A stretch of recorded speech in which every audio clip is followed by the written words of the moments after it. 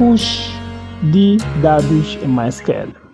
Bem, os tipos de dados em MySQL não divergem muito de tipos de dados em linguagem de programação. O conceito vem a ser o mesmo, apesar que a sua forma de estruturação é inversa uma da outra, mas o conceito diz o seguinte: o tipo de dado de uma coluna define o valor que a coluna pode conter. Ou melhor, o tipo de dado de uma coluna define o valor que uma coluna deve conter. Isto é, as informações estarão nas tabelas. E nas tabelas está dividida por linhas e coluna. Cada linha é um registro. E cada coluna precisamos definir o tipo de dado desta informação.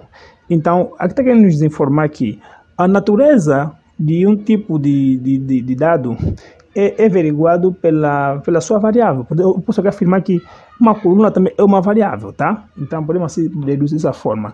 Então, a natureza de uma variável depende do tipo de dado. Ou melhor, a natureza de uma coluna depende do tipo de dado. Eles podem ser inteiro, caractere, dinheiro ou money, não faço menção, data, time, ou data e hora, binário, e por assim por diante. Aqui temos alguns tipos que iremos daqui apresentar mais para frente.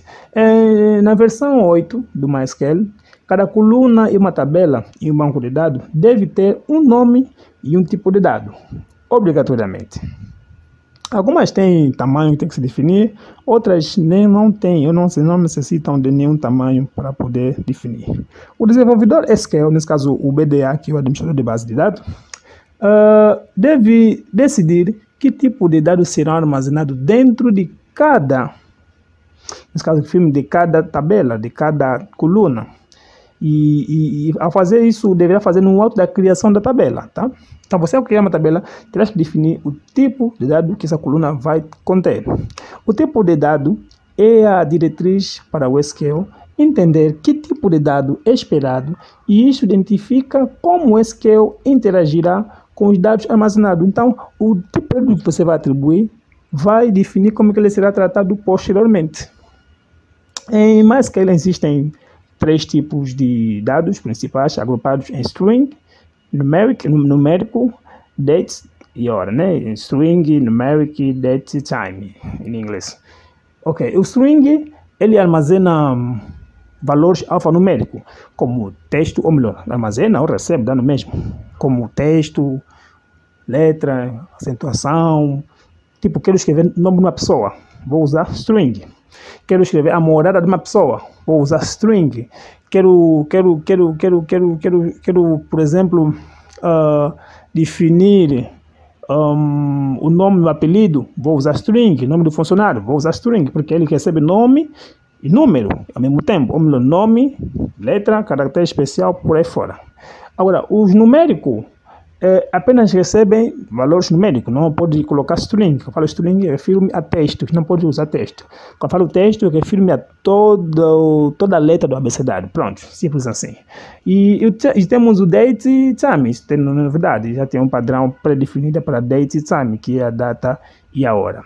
Bem, quanto aos tipos string, temos o char, varchar, binary, temos o long test, enum, site, por aí fora. Mas, usando eles, aqui como podemos ver, aqui no var, temos que definir o tamanho que ele vai receber. Esse tamanho vai se dizer quantos dígitos que ele vai conter, quantos caracteres que ele vai armazenar ou que ele vai receber no máximo para que ele possa armazenar dados. Aqui nos afirma que ele recebe no máximo de 1 a 255 caracteres. E por aí fora também, isso é válido para os consoles, como podemos ver aqui, é só ler e verás que ele vai ter um padrão. Então, usamos o tipo de dado, temos também que definir o seu tamanho. Não todos, tá? Alguns já são pré-definidos, como por exemplo, iremos ver mais em frente. Temos do tipo numérico, que recebem apenas número, como já falei no princípio.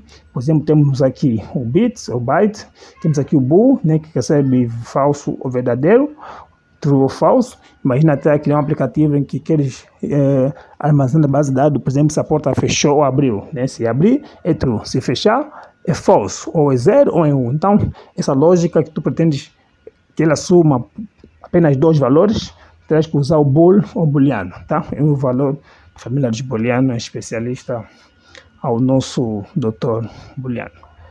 Temos também do tipo int, veja que os bool, tu não precisa definir o tamanho, tá? Mas os int, tu tens que definir o tamanho de dígito que ele irá de receber. E temos também os floats, né? Os float, os double, os decimal, que também aqui não coloquei. Eles recebem valores com casas decimais. Por exemplo, para calcular a média de um aluno. Então, a média de um aluno há uma probabilidade de receber valores com vírgula. Então, terás que reservar ele para poder receber esse valor. Como aqui podemos ver. Os booleanos, nesse caso, o valor os tipos de dados flutuantes, como float, double e decimal, ou Manning também, que também não coloquei. O numeric também não coloquei, há vários que não coloquei aqui. Tem que se definir o tamanho, tá? Tem que se definir o tamanho tanto à direita, tanto à esquerda. Nesse caso, estamos falando da direita à esquerda, estou a dizer que a de esquerda, que é a minha esquerda, vai receber, por exemplo, aqui, o size. Vou definir aqui o tamanho que ele vai receber do dígito e depois da vírgula vou definir quantas casas decimais que ele vai receber, 2 ou 3. Isso veremos bem na prática. Então, vai usar isso para float, double, decimal, numeric também. Manning, não faço ideia, mas creio que sim. Pá, é muita linguagem que eu já trabalhei, então não sei se lá fiz MySQL ou SQL, então estou fazendo uma ligeira confusão. Mas é mais ou menos isso. E temos tipo de dados data e hora, né? Aqui as datas já tem o seu padrão, não precisa definir o tamanho.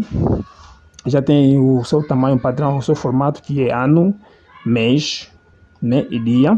E temos também o stem step, que é muito usado quando queremos fazer uma atualização ou verificar a data de registro. Então são bons, são eficazes para tornar-lhe para ele pegar a data corrente de que foi atualizado ou foi registrado aquele registro, tá?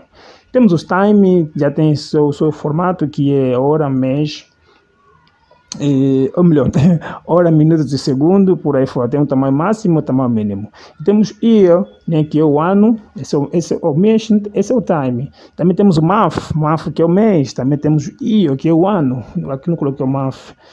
Também temos os day, do tipo day, tá? Não coloquei também aqui, são vários. Os tipos year são ano, então o ano só recebe no máximo 4 dígitos, então fora disso não tem mais, por isso não precisa definir. A partir do momento que tu usas o year, ele já reserva para ti apenas 4 dígitos, tá? Então, em suma, o que eu queria dizer é isto sobre os tipos de dados, memorizes, e na próxima aula nos veremos novamente. Até já!